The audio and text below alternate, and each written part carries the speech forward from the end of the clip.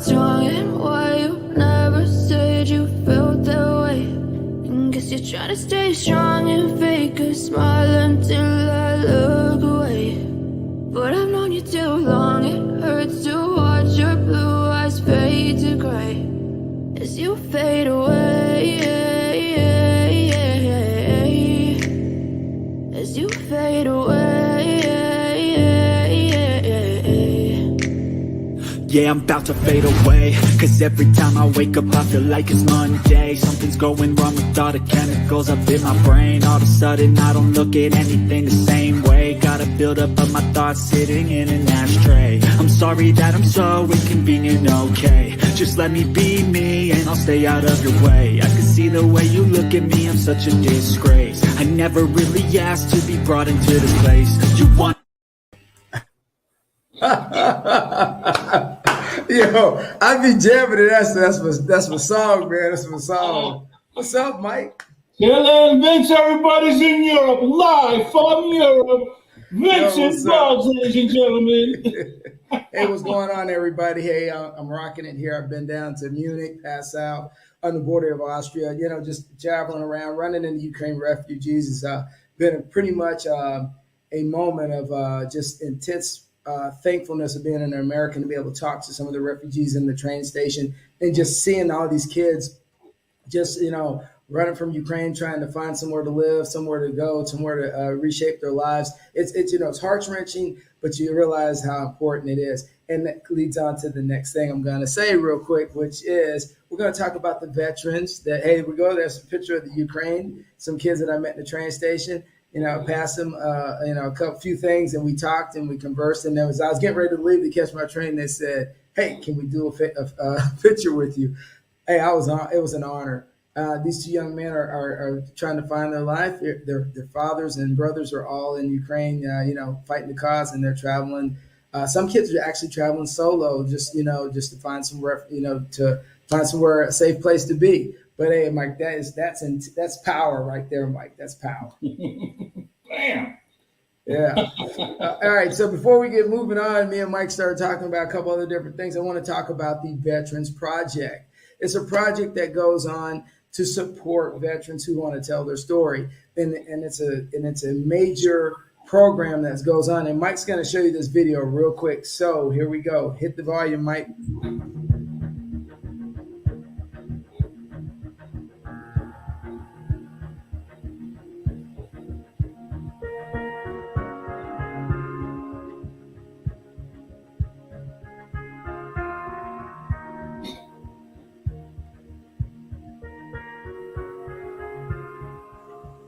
Yeah, I was in Europe. I trained recruits, and I went to South Carolina, Laurinburg Maxton Army Air Base, and worked in base operations and worked in tech quarters. Okay, we'll get all that. Yeah, I went to Oglethorpe, Georgia. Okay, we'll get all that down here. Okay.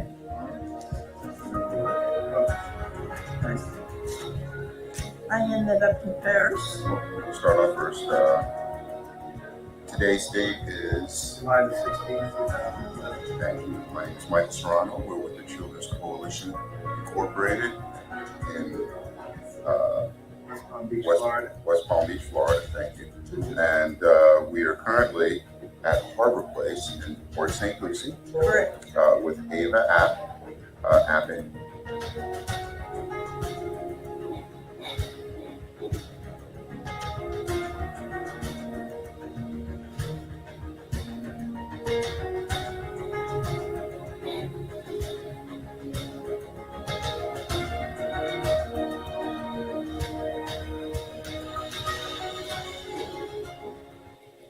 All right, so guys, hey, right down below. Hey, Mike, just put it back up real quick. Hey, that's the email address you need to go to the URL to go ahead and donate. It doesn't come to Embrace Power. We support them also. It goes directly to the foundation to support the veterans that are volunteering to tell the stories of other veterans, and so we keep the legacy alive as these veterans go forward. So, Mike, what's going on in Tampa, man? How's everything going? I heard the Lightning. I know I saw that game, man. That game was a pretty good game, but fucking lost. But anyway, I know we lost. I mean, but what was the problem, man? I mean, they got back in it, and then look, I'm not a hockey fanatic or anything, but I do watch the home team. Younger guys, older guys. I don't know. Like, you watch baseball, so are the Rays doing anything? No, Yankees, go Rays. I mean, Rays are doing something. But Rays always do this, and then we flutter. I'm just like the Buccaneers. I mean, I'm telling you, man. But anyway. Right. Yeah, so, as I was over here in my travels, there was different things going on. So I did learn a new sport while I was here, and the sport was called soccer golf. And so I ran into a dear friend of mine, Felix, who was on the golf course today. If you got the video, Felix is a very good soccer player. Actually, was playing like Division III, heading to Division II, and he blew out his knee. But his wife was beating him on this day, and I had to interview him and ask him what the hell's going on. Come here. So, Felix, how does it feel to be losing to your wife in soccer, man, considering she's never played? Fantastic. I'm so proud of her. It's fantastic. He's such a great sport. We're out there, and it was freaking 95 degrees. It was burning up hot. But it was the first time I'd ever seen anything like it. They had this huge golf course. You kick the ball through it just like you play golf. You get on the tee box. You have to kick it, though.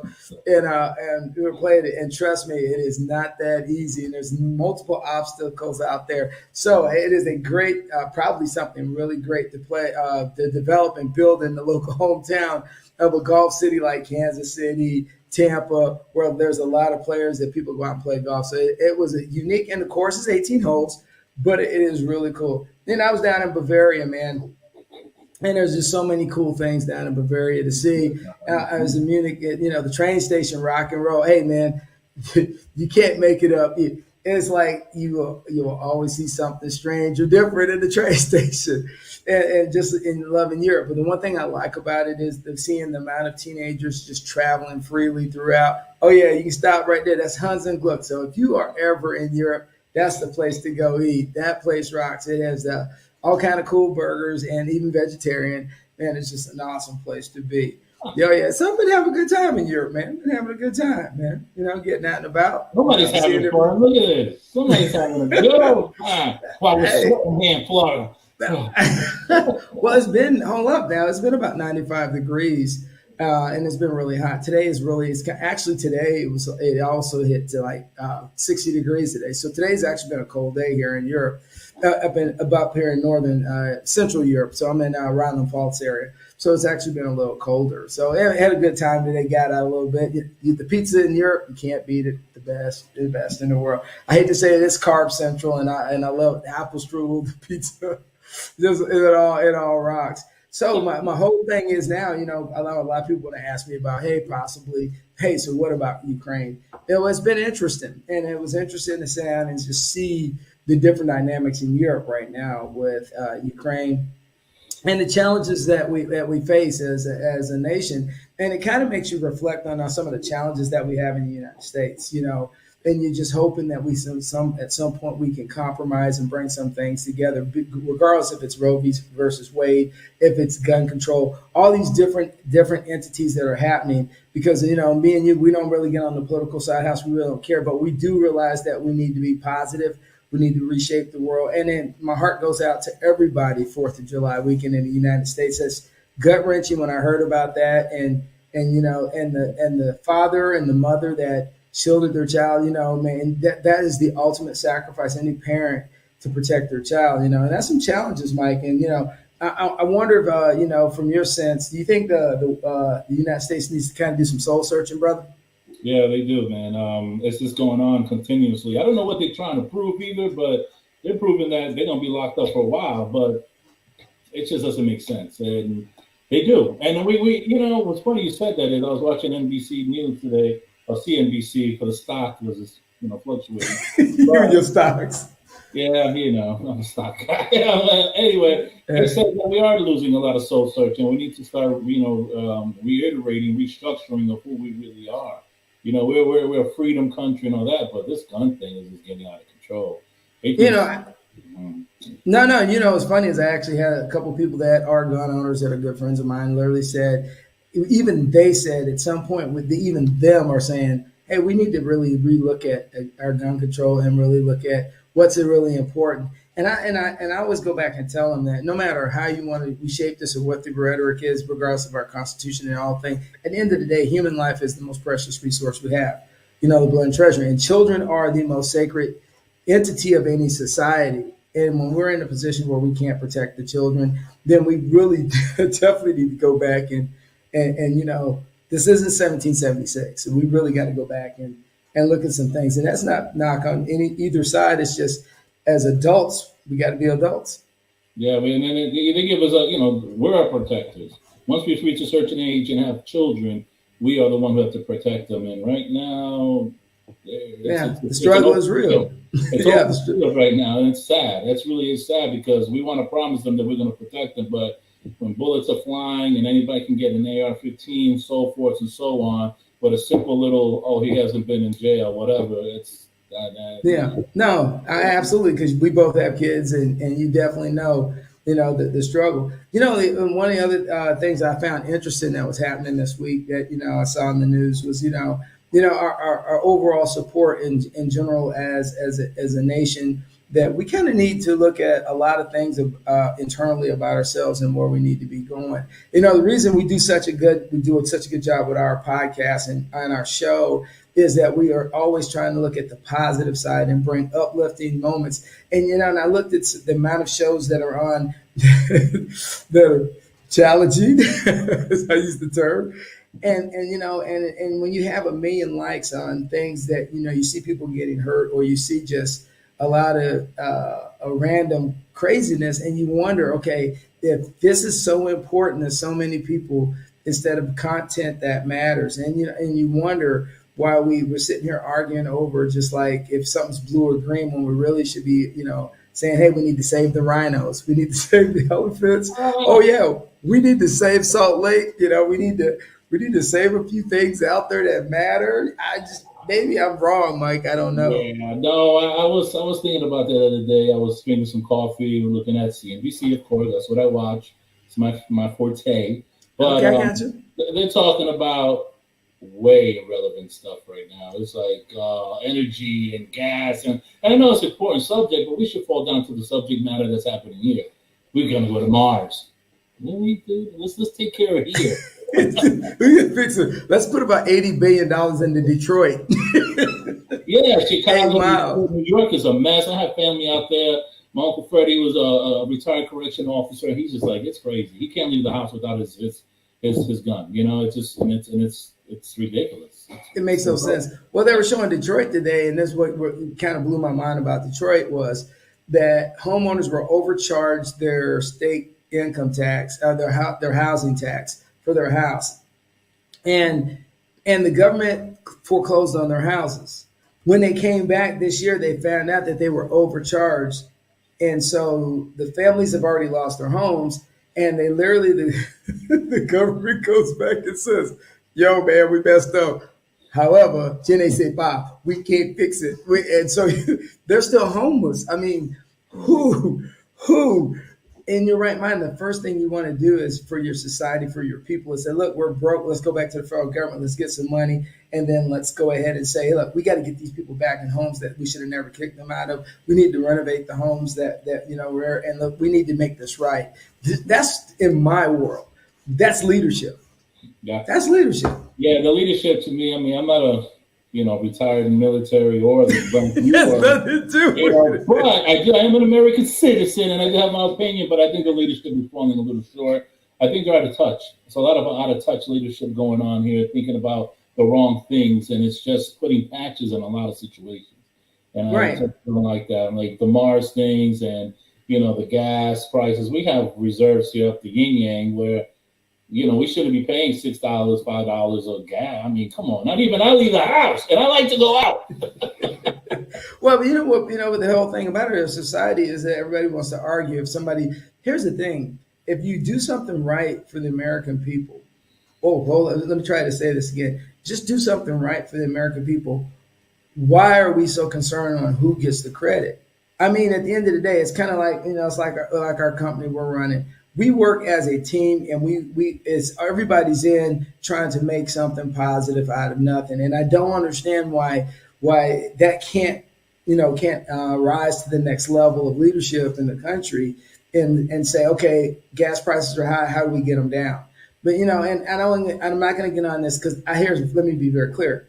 If you made a lot of money and you earned it legitimately by hard working, more power to you. I ain't mad at you. I ain't mad at you.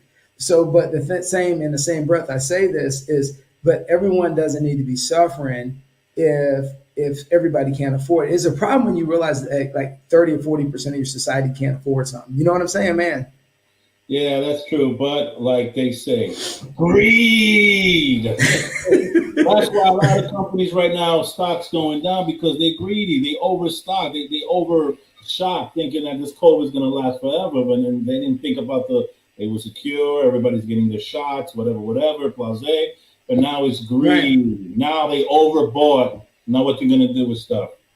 Right. And you're right. There's excess stuff. Oh, I got a solution. Why don't we give some of that to Africa and help them out? There you go. Just saying. They got to make that money back, and that's the problem. I mean, my opinion.